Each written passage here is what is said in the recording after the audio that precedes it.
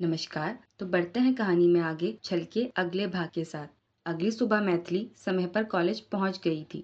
वो अपनी car park करती है और अपना लैपटॉप बैग उठाकर गाड़ी से बाहर निकल गाड़ी लॉक करती है कि उसी वक्त वंदना भी वहां पहुंच गई थी, जिसे मैथिली ने देख लिया था। तो वो उसके लिए रुक जाती है कि तब तक वंदना भी उसे देख लेती है और जल्दी से अपनी कार पार्क कर अपना बैग लेकर मैथिली के पास आकर हंसते हुए कहती है, गुड मॉर्निंग मैथिली जी। तो कैसा रहा कल डिनर? ठीक तो है ना आप? कहीं कल अधिराज जी से मिल अपने होश तो नहीं खो बैठी है ना आप? सब ठीक रहा ना? तो मैथिली भी उसका हाथ पकड़ हंसते हुए उसके साथ आगे बढ़ते हुए कहती है, अरे होश क्या वंदना मैडम, हम तो दीवाने मस्ताने हो गए हैं। वो आंखें, वो मुस्कुराहट, वो हंसी, उफ कैसे भूलें उसे। यही सोच सोच पूरी रात सो ही नहीं पाए। अब क्या करें, पहली नज़र का प्यार है और दिल है कि मानता ही नहीं। जिस लहजे में मैथिली ये कहती है तो वंदना भी हंसते हुए ही कहती है, तेरा सच में कुछ नहीं हो सकता। तो दीवानी मस्तानी जी, अपना ये दीवाना मस्ताना रूप अपने तक ही रखिएगा, वरना अगर ये रूप दुनिया के सामने आ गया तो लेने और देने दोनों पड़ जाएंगे। और अगर उनकी माशुका के सामने ये रूप आ गया कि उनके प्यार पर सामने सामने डोरे डाले जा रहे हैं तो इसी कॉलेज में चुनवा देंगी वो आपको। अरे प्यार का दुश्मन तो सारा जमाना ही है, लेकिन जो जमाने के हिसाब से चले वो मैं नहीं। तो मैं तो अपने प्यार को परवान चढ़ने से बिल्कुल नहीं रोकने वाली। मेरा प्यार है, चलो एक तरफा ही, पर मेरा है। और प्यार किया तो डरना क्या, फिर चाहे सामने कोई भी हो। मैथिली किसी से नहीं डरती। हाँ वो हम जानते हैं, वो किसी से छुपा नहीं है कि आप किसी से नहीं डरती माते। लेकिन अभी क्लास की ओर प्रस्थान करें या यहीं से अपने प्यार का शंखनाद करना है? नहीं नहीं पुत्री, चलिए, अभी प्यार व्यार सब धोखा है, अपना कर्म ही अपनी पूजा है। मैथिली हंसते हुए कहती है, अच्छा सुन, अभी ये सब बहुत हुआ, अभी वक्त नहीं है। पर कल रात के बारे में तुझे बहुत कुछ बताना है। तेरी त्रिशा मैडम के भी किस्से सुनाने हैं। तो लंच ब्रेक पर टाइम पर आ जाना और एकेडमी भी साथ में ही निकलेंगे। तो प्लीज मटकते मटकते मत आना, जल्दी आना। ओके बाय, मेरी क्लास का वक्त हो रहा है, बाकी बातें लंच ब्रेक में, बाय। इतना कहकर मैथिली वंदना को गले लगाकर जल्दी जल्दी अंदर की ओर चली जाती है। लेकिन त्रिशा ने कल क्या किया, कहीं कल भी तो वही बातें नहीं हो गई जो कुछ दिन पहले हुई थी। लेकिन सच तो वंदना को लंच ब्रेक में ही पता चलना था। तो अब वो भी स्टाफ रूम की ओर चली गई थी, क्योंकि उसकी क्लास में अभी वक्त था। दादा साहब अपने स्टडी रूम में बैठे थे। अखिलेश जी, नकुल और मौली हॉस्पिटल के लिए निकल गए थे। आज अनुष्का के साथ दादी साहब भी एनजीओ गई हुई थी। और भूमि जी आज शादी में आने वाले मेहमानों की लिस्ट तैयार कर रही थी। किसे क्या देना है इसकी भी लिस्ट वो तैयार कर रही थी, क्योंकि अब धीरे धीरे सब चीजों की खरीदारी भी शुरू करनी थी। लेकिन अधिराज अभी घर पर ही था। जब सीधा अपने कमरे से निकल दादा साहब के पास उनके स्टडी रूम में आकर दरवाजा नॉक करता है तो सामने ही अपनी कुर्सी पर किताब लिए बैठे दादा साहब नजर उठाकर सामने की ओर देखते हैं। तो वहां अधिराज को खड़ा देख वो अपनी किताब को उल्टा कर अधिराज को देखते हुए कहते हैं, अधिराज, बाहर क्यों खड़ा है, अंदर आजा। और तू तो आज सुबह जल्दी पार्टी ऑफिस जाने वाला था, लेकिन 11 बजने को है, तू अभी भी घर पर ही है। तो अधिराज भी उनके सामने आकर चुपचाप बैठ जाता है, जिस पर दादा साहब फिर से सवाल करते हैं, क्या बात है, तू परेशान लग रहा है, सब ठीक है ना? दादा साहब, कभी कभी बहुत मुश्किल हो जाता है हमारे लिए किसी नतीजे पर पहुंचना। हमने आपसे सीखा है कि बस अपने कर्म को करते रहो, बाकी क्या सही है क्या गलत ये खुद कर्म को तय करने दो। लेकिन कई बार बहुत सी बातें हमें परेशान कर जाती हैं। हमने आपको वो ब्रिजमोहन के नए फितूर के बारे में बताया था। आजकल अपने बेटे को राजनीति में लाने के लिए वो नए नए हथकंडे अपना रहा है, हमारे विधायकों को रिझाने की कोशिश कर रहा है। यानी राज्य में हमारी पार्टी की सरकार कैसे गिरा दी जाए, कैसे हमारे बारे में गलत अफवाहों को उड़ाया जाए। हमारे विधायकों के जरिए अपने बेटे के बिजनेस के लिए वो हमारा सपोर्ट मांगने हमसे मिलने अवध काका के घर आया था कि उसका बेटा उसकी तरह नहीं है, जबकि हकीकत हम बहुत अच्छे से जानते हैं कि कौन कितने पानी में है। उसकी खुद की कोई जमीन है नहीं। लोगों को डराकर अपने नाम ली जमीन को अपना बताकर उस पर अपने बेटे के लिए राजनीतिक पृष्ठभूमि तैयार करना चाह रहा है वो, कि किसी छोटे से गांव में अगर उसका बेटा व्यापार करेगा तो वहां लगी फैक्ट्री के जरिए बिजली पानी जैसी जरूरी चीजें वहां पहुंचेंगी। लेकिन क्या सांप कभी संत बन अपने डसने की आदत छोड़ सकता है? अब कल की ही बात है, उसकी जालसाजी के कुछ पेपर्स हमारे हाथ लगने वाले थे, लेकिन उसने उस आदमी को ही मरवा दिया जो मदद के लिए आगे आ रहा था। देख अधिराज, ये राजनीति दलदल है। हर कोई ये हुनर नहीं रखता कि उस दलदल में रहकर भी खुद को साफ रख सके। कर्म अपनी जगह है, लेकिन जब कोई हमारे कर्म को, हमारी अच्छाई को कमजोरी समझे तो उसको अपने कोप से भी समझाना कभी गलत नहीं होता। अगर कोई साफ राजनीति करे तो तुम भी उसी के दायरे में रहकर उसका सामना करो, लेकिन अगर कोई गुंडा बन किसी को तकलीफ दे रहा है ये दिखाने के लिए कि वो श्रेष्ठ है, तो तुम्हें अपना रूप बदलना होता है, क्योंकि श्रेष्ठ को श्रेष्ठता सिद्ध नहीं करनी पड़ती, लेकिन जो ज्यादा उछले उसे उसी वक्त वहीं दबा देना बहुत जरूरी होता है, वरना अगर उन्हें छोड़ा तो वो हमारे लिए सबसे बड़ा संकट खड़ा कर सकते हैं। मैंने तुझे राजनीति भी सिखाई है और ये भी सिखाया है कि अगर कोई सिर पर आकर बैठे तो उसको सिर्फ सिर से गिराना नहीं है, क्योंकि गिरकर उठना सीख सकता है वो, बल्कि उसे जमीन पर पटक रेत में इस हद तक गाड़ देना चाहिए कि बस वो फड़फड़ा सके, लेकिन किसी दूसरे को तकलीफ पहुंचाने के लिए उठ ना सके। तो अच्छाई को और भी ज्यादा अच्छाई से बढ़ाओ और बुराई को इस तरह खत्म कर दो जिस तरह डसते हुए सांप के फन को कुचला जाता है। तो यहाँ दुविधा रखनी ही नहीं है, सीधा फन को कुचल देना है। पर दादासा से बात कर अधिराज जिस उलझन में फंसा था अब वो उससे निकल गया था और समझ गया था कि उसे करना क्या है, लेकिन उसके कुछ करने से पहले फन फैलाया सांप शायद कहीं तो डसने को तैयार था। मैथिली और वंदना कॉलेज के बाद सीधा एकेडमी के लिए निकल गए थे। आज दोनों बिल्कुल समय पर निकले थे और 35 मिनट में वो एकेडमी पहुंच जाते हैं। दोनों अपनी कार से उतर अंदर की ओर जाने लगते हैं, लेकिन आज एकेडमी में काफी सन्नाटा था, वरना इस वक्त तक आखिरी बैच चलता रहता है, पर आज वहां कोई नहीं था। तो दोनों जल्दी जल्दी अंदर की ओर आती हैं, जहां अंगद मिलन के सामने बैठा उसके हाथ पर ड्रेसिंग कर रहा था। मिलन के बाजू पर बड़ा घाव बना हुआ था और उसे देखते ही वंदना बहुत घबरा जाती है और भागते हुए मिलन के पास आकर उसका हाथ पकड़ते हुए कहती है, ये इतना बड़ा घाव कैसे लगा तुम्हें? आउच! वंदना, दर्द हो रहा है हाथ में, संभाल कर। और तुम क्यों इतनी परेशान हो रही हो? ज्यादा गहरा घाव नहीं है, छोटी सी चोट है। और अंगद ड्रेसिंग कर रहा है ना? पर अब मैथिली भी जल्दी से उसी के पास आकर वंदना को संभालते हुए मिलन से कहती है, लेकिन मिलन, तुझे ये चोट आई कैसे? ये छोटा घाव तो नहीं है, ऐसा लग रहा है जैसे चाकू से किसी ने हमला किया हो तुझ पर। तो शिप्रा मैथिली से कहती है, तू सही है, चाकू का ही घाव है ये। कल दादा सा और दादी सा को हमने रेंट दिया और अब तक गायब उनका पोता। अब पैसा खत्म होने पर आज धमक गया उनसे पैसे लेने। मिलन ने दिन से क्लासेस शुरू कर दी थी। 3 बजे मैं और अंगद आ गए थे तो अगला बैच हम लेने लगे। यहाँ चारों तरफ कांच है तो कुछ बाहर सुनाई देता नहीं। वो तो हमारे आने के कुछ देर बाद मिलन अपने फोन पर बात करते हुए बाहर निकला तो इसने ऊपर घर पर लड़ाई झगड़े की आवाज सुनी और ये अंदर आकर हमें आवाज लगाकर जल्दी बाहर आने का कहकर ऊपर की ओर भागा तो वहां राहुल आया हुआ था। उसने पूरा घर तहस नहस किया हुआ था। पैसे के लिए पागल हो रखा था वो, यहाँ तक कि आज उसने दादा सा और दादी सा पर भी हमला कर दिया सिर्फ पैसों के लिए, और उनको बचाने में मिलन को ये चोट लग गई। अंगद ने उसे पकड़ा पर आखिर में वो उसे धक्का देकर भाग गया। बहुत नाटक हो गया था, यहाँ लोग जमा हो गए थे यार। अगर इसी तरह चलता रहा तो अकेडमी का नाम खराब हो सकता है, क्योंकि राहुल का नाटक तो हर 5-6 महीने में शुरू हो जाता है। तो कुछ तो करना होगा, इससे अकेडमी और दादा सा और दादी सा दोनों को खतरा है।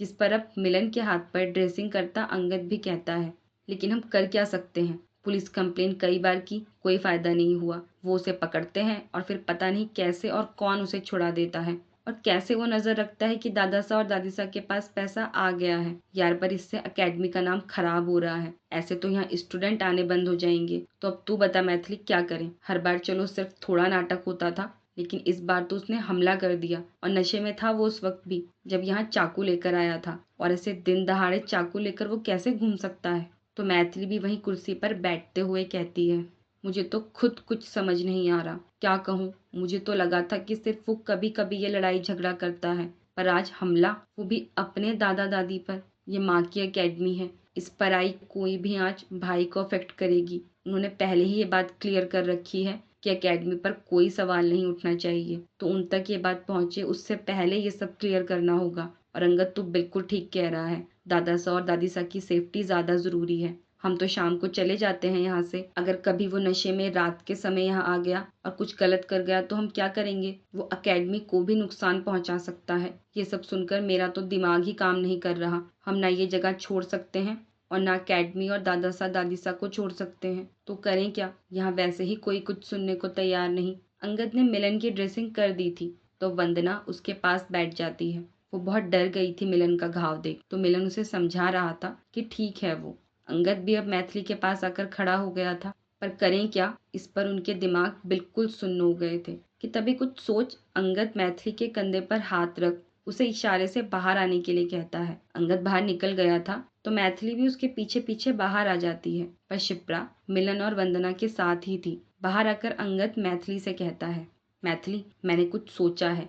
देख, यहाँ के पुलिस स्टेशन में हमारी कोई मदद नहीं कर रहा, और आज जो हुआ अगर उसकी कंप्लेन भी यहीं लेकर जाएंगे तो वही होगा कि कुछ दिन जेल में रहकर फिर राहुल छूट जाएगा। लेकिन आज उसने जानलेवा हमला किया है तो क्यों ना अब इसकी कंप्लेन हम सीधा किसी बड़े ऑफिसर से करें।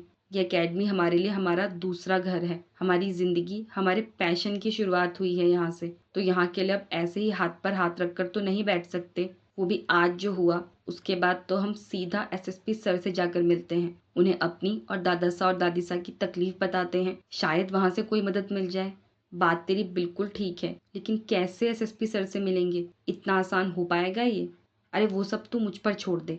मेरा एक दोस्त है एसएसपी ऑफिस में, वो कुछ जुगाड़ लगाकर हमें मिलवा देगा उनसे। तू कहे तो बात करूं मैं उससे? सिर्फ मैं और तू जाकर मिल लेंगे उनसे, फिर बात करके देखते हैं क्या होता है। अगर ऐसा हो गया तो प्रॉब्लम ही सॉल्व है। तू बात कर अपने दोस्त से और मुझे बता देना कि कब मिल सकते हैं हम उनसे, क्योंकि मुझे भी घर से निकलने के लिए कोई बहाना बनाना होगा। अगर मैं घर पर बता पाती तो मैं पापा से हेल्प ले लेती, लेकिन पापा को या भाई को ये सब पता चला तो उन्हें हैंडल करना बहुत मुश्किल हो जाएगा, इसलिए सब खुद से करना होगा। तो चिंता मत कर, एक बार हम एसएसपी सर से मिल लें फिर सब ठीक होगा। बाकी मैं रात तक तुझे इन्फॉर्म कर दूंगा कि मेरे दोस्त ने क्या कहा। अभी इस बारे में किसी से कुछ नहीं कहते, जब मिलाएंगे तो बता देंगे। और अब अंदर चलते हैं, तू अभी अंदर चल, मैं एक बार दादा सा और दादी सा से मिल आती हूँ। वो दोनों भी ठीक हैं, दोनों आराम कर रहे हैं, अभी सोनल उनके साथ है। तो अभी तू मत जा, अभी जाएगी तो फिर सारी बातें वो तुझे भी बताएंगे और परेशान होंगे। जब शाम को घर जाएगी तब मिलते जाना, अभी आराम करने दे उन्हें। अंगद के कहने पर मैथिली हाँ में सिर हिलाते हुए उसके साथ वापस अकेडमी में अंदर की ओर आ जाती है। मिलन को चोट आई थी तो मैथिली वंदना से उसे उसके घर ड्रॉप कराने के लिए कहती है। मिलन मना कर रहा था घर जाने के लिए, पर सबके उसे फोर्स करने पर वो जाने के लिए मान जाता है। आज जो हुआ था उसके बाद मैथिली भी कुछ देर ही प्रैक्टिस कर पाती है, क्योंकि अंधेरा होने लगा था और उसे भी घर के लिए निकलना था। तो जाते हुए वह दादा सा और दादी सा से मिलती है, जो आज के हादसे के बाद बहुत दुखी थे। पर मैथिली, अंगद, शिप्रा और सोनल उन्हें यकीन दिलाते हैं कि वो उनके साथ हैं और जल्द ही सब ठीक हो जाएगा। वो बस फिक्र ना करें और खुद का ध्यान रखें, और कोई भी परेशानी होने पर सीधा उनमें से किसी को भी फ़ोन कर दें, वो उनके पास तुरंत पहुंच जाएंगे। अब वो सब भी अपने घरों के लिए निकल जाते हैं। मैथिली के पास शेखर का ये पूछने के लिए फ़ोन आ गया था कि वो घर के लिए निकली है या नहीं, लेकिन वो तब तक निकल चुकी थी।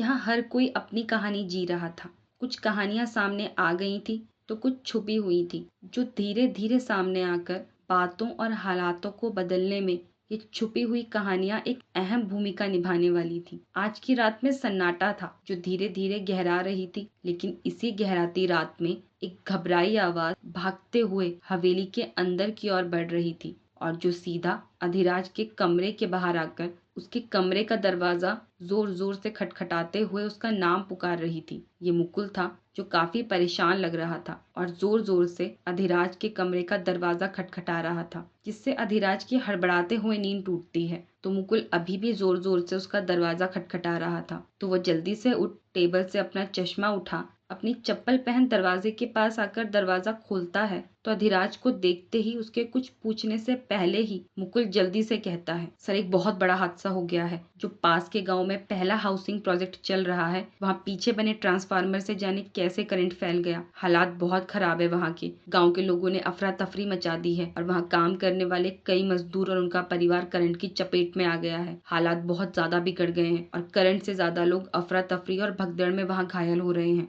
ये सुन अधिराज के भी होश उड़ गए थे, पर मुकुल के अधिराज का दरवाजा खटखटाने की आवाज से बाकी सब भी अपने कमरों से निकल बाहर आ गए थे। लेकिन मुकुल की बात सुन बाकी सब भी परेशान हो जाते हैं, पर अधिराज तभी मुकुल से सवाल करता है, पुलिस फोर्स एम्बुलेंस पहुंची या नहीं अभी तक वहाँ, और ऐसे कैसे करंट फैल गया? मुकुल गाड़ी निकलवाओ, हम खुद वहाँ जाएंगे। कि तभी नकुल भी अधिराज के पास आकर कहता है, मैं भी चलता हूँ तेरे साथ, कोई ज्यादा बड़ी मेडिकल इमरजेंसी हुई तो मैं संभाल लूंगा, चल जल्दी निकलते हैं। तो अखिलेश जी भी उन दोनों से कहते हैं, तुम दोनों वहाँ जाओ, मैं हॉस्पिटल पहुंचकर वहाँ से जितनी हो सके उतनी एम्बुलेंस और डॉक्टर भेजता हूँ और इमरजेंसी में और बेड तैयार करवाता हूँ। तुम भी निकलो, मैं भी निकलता हूँ, और चिंता मत कर अधिराज, महादेव सब ठीक करेंगे। इतना कह अखिलेश जी नीचे की ओर आ जाते हैं तो अधिराज और नकुल भी उनके पीछे पीछे नीचे की ओर आकर बाहर आ जाते हैं, जहाँ मुकुल पहले से ही गाड़ी निकलवाए खड़ा था। अधिराज और नकुल तुरंत गांव के लिए निकल गए थे और अखिलेश जी ड्राइवर के साथ हॉस्पिटल के लिए निकल जाते हैं। लेकिन इस हादसे के बारे में जान सब बहुत डर गए थे, पर उनके जाते ही भूमि जी हाथ जोड़ते हुए प्रार्थना करते हुए कहती है,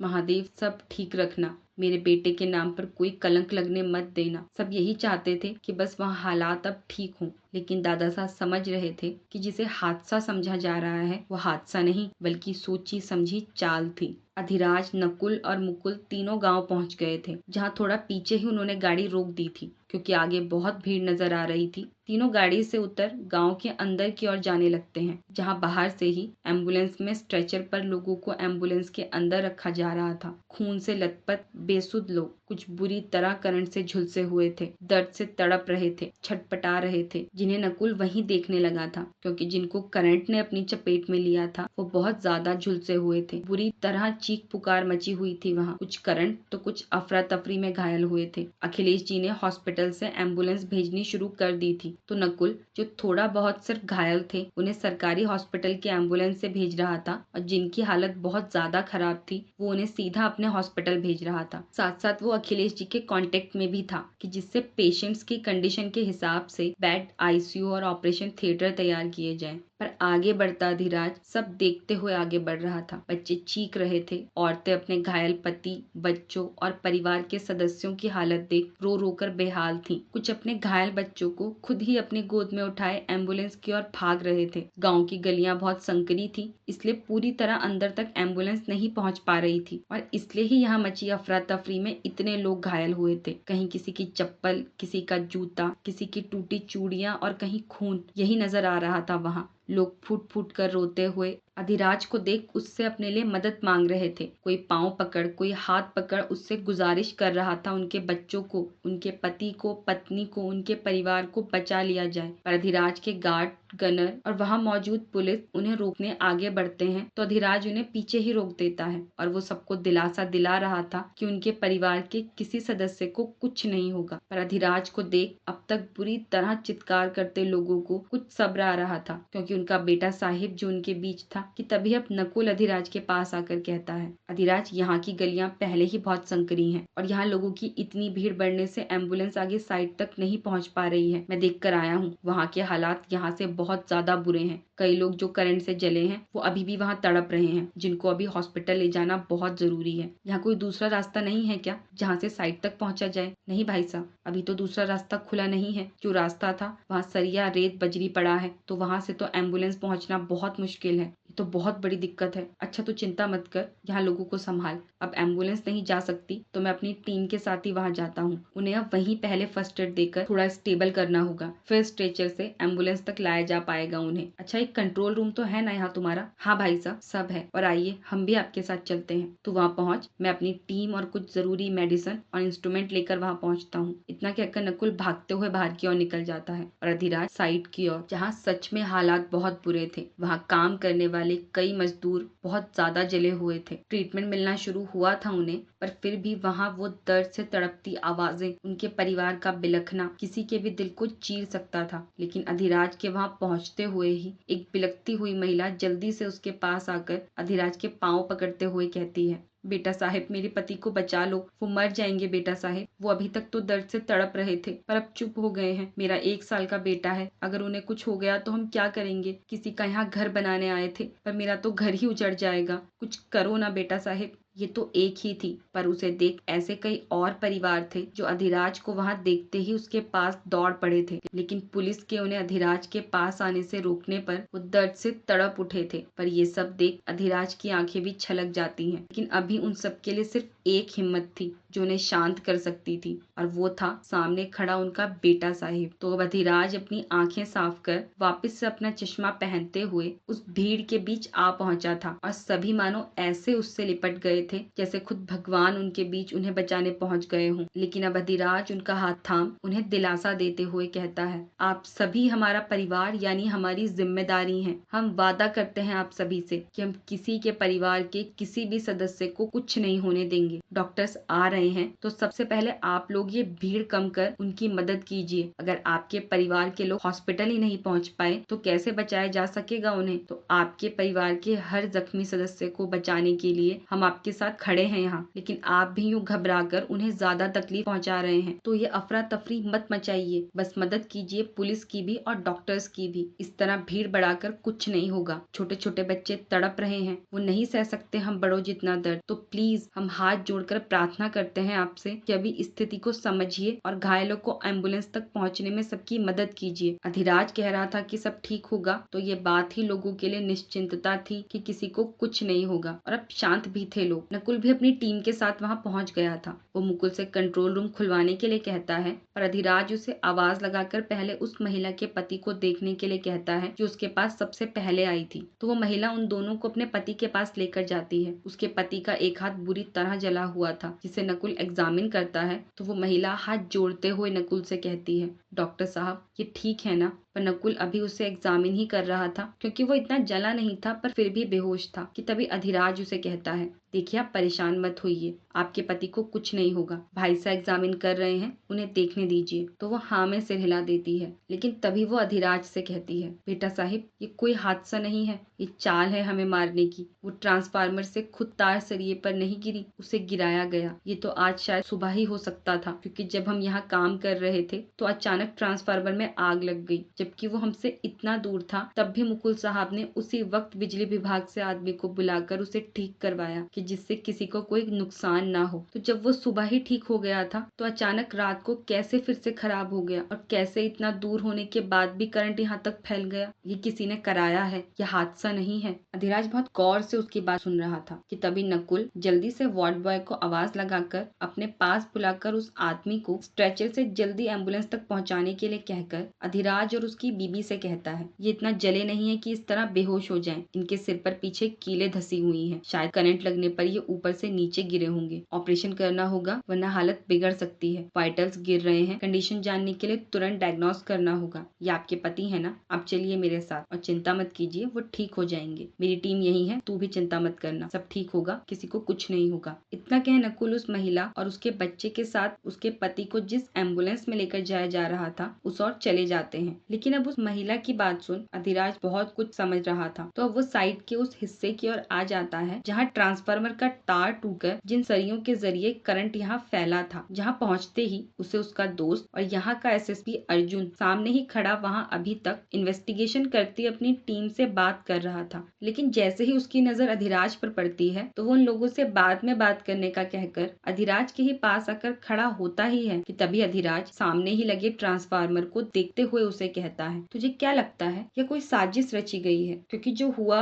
अब इसके लिए कमेटी बैठेगी, ये काम रुकेगा और फिर से परमिशन लेने, सब बातों को क्लियर करने में महीनों लग जाएंगे। तो क्या ये नियति ने खेल किया है कि गरीबों को पक्का घर ना मिले, या किसी की खराब नियत ने इन लोगों को इतनी तकलीफ दी है जिनका कोई कसूर नहीं था? देख यार, ये तेरी घुमाई हुई बातें मुझे समझ नहीं आती, और ये नियति का तो पता नहीं, लेकिन हाँ एक बू जरूर आ रही है साजिश की, जो तगड़ी है। आ मेरे साथ, दिखाता हूँ तुझे कुछ। अर्जुन अधिराज को जहाँ से करंट फैला उस और लाकर ट्रांसफार्मर के थोड़ा करीब लेकर आते हुए कहता है, ये एक और हाउसिंग प्रोजेक्ट की साइड है, दूसरी और ये 11,000 किलोवाट का ट्रांसफार्मर। इन दोनों के बीच की दूरी 800-900 मीटर के लगभग होगी। जब ये प्रोजेक्ट शुरू हुआ होगा तो सेफ्टी सर्टिफिकेट जारी करवाए ही गए होंगे। जहाँ यहाँ बीच में इसी हाउसिंग प्रोजेक्ट का काफी सारा रॉ मटेरियल पड़ा हुआ है, रेत, बजरी और सरिये भी, जो उसकी दीवारों को टच कर रहे हैं, लेकिन ट्रांसफार्मर से बिल्कुल अलग डायरेक्शन। तो अगर केबल ढीला हुआ और गिरा तो कॉमन सेंस में बजरी पर गिरना था, क्योंकि सबसे पास वही थी, और बजरी सूखी है, करंट फैलना पॉसिबल है ही नहीं। दूसरा कॉमन सेंस, केबल क्या इतना लंबा होगा जो यहाँ तक पहुँच जाए, कि ये केबल यहाँ तक पहुँचा ही नहीं। अर्जुन अपने पैर से रेत हटाते हुए कहता है, ये देख करंट यहाँ से फैला है, जहाँ तक केबल गिर सकती है उसके थोड़ा पीछे से ये कॉपर की वायर यहाँ बिछाई हुई है, जो हाल ही में बिछी है, और ये सीधा वहाँ सरियों के ढेर के नीचे तक पहुँची है। सरिये दीवार से मिले मिले हैं। और जब हम वहाँ गए तो देखा कि दीवार पानी से भीगी हुई थी। अभी सिर्फ ईंट की दीवार है। पानी सोखा और करंट दीवार पर फैल गया। तो जो मजदूर दीवार से कुछ सटकर सोए थे वो सबसे ज्यादा करंट की चपेट में आए हैं। अब उनके साथियों ने चिल्लाने की आवाज सुनी तो गहरी नींद से जाग वो सीधा उनकी ओर गए होंगे और शायद खुद भी वो समझ नहीं पाए कि क्या हो रहा है और उन्हें बचाने में वो भी चपेट में आ गए। क्योंकि जब हम यहाँ पहुंचे तो दीवार पर करंट तभी भी था। लाइन को कट करवा कर जब दीवार पर करंट आने का कारण जाना तो हमें ये कॉपर वायर नजर आई और ये तो दिन में ही प्लान किया हुआ था। आजकल 5वीं मंजिल पर सरियों को बिछाने का काम ही चल रहा है। यहाँ दिन में भी एक आग लगी। यहाँ पर मुकुल मौजूद था तो उसने केबल को गिरने ही नहीं दिया। पहले ही इलेक्ट्रिक बोर्ड में कंप्लेन कर उसे ठीक करवा दिया। क्योंकि ये दिन में होता तो अधिकतर मजदूर सीधा इसकी चपेट में आते और बचना तो उनका नामुमकिन होता, जो भी सिर्फ घायल हुए हैं। क्योंकि दीवार पर करंट उतना नहीं फैल पाया जितना सरियों में फैलता। लेकिन हादसा तो ये नहीं है, ये सोची समझी साजिश है। जितनी सीसीटीवी फुटेज कलेक्ट हो सकती थी हमने कलेक्ट कर ली है। हम पूरी कोशिश करेंगे कि गुनहगार को जल्द से जल्द पकड़े। जिस पर अधिराज कुछ कहता तो नहीं, बस हाँ में सिर हिला देता है। जिसके बाद अब वो दोनों साइड पर वापस आ गए थे। नकुल ने अपने असिस्टेंट के साथ उस आदमी को हॉस्पिटल भेज दिया था और खुद अपनी टीम के पास वापस आ गया था। लेकिन अधिराज उस पूरे इलाके को देख रहा था जहाँ लोग परेशान, बेहाल, दर्द से तड़पते हुए घूम रहे थे। जो वक्त लोगों के लिए सुकून की नींद का होता है, इस वक्त वो बदहवास से घूम रहे थे। और यही बात अधिराज को तीर की तरह चुभ रही थी। गुस्से से भौहें तन गई थी उसकी। शायद अब वो वक्त आ गया था कि जब उसे किसी के लिए उसी के हद तक गिरने की जरूरत पड़ गई थी।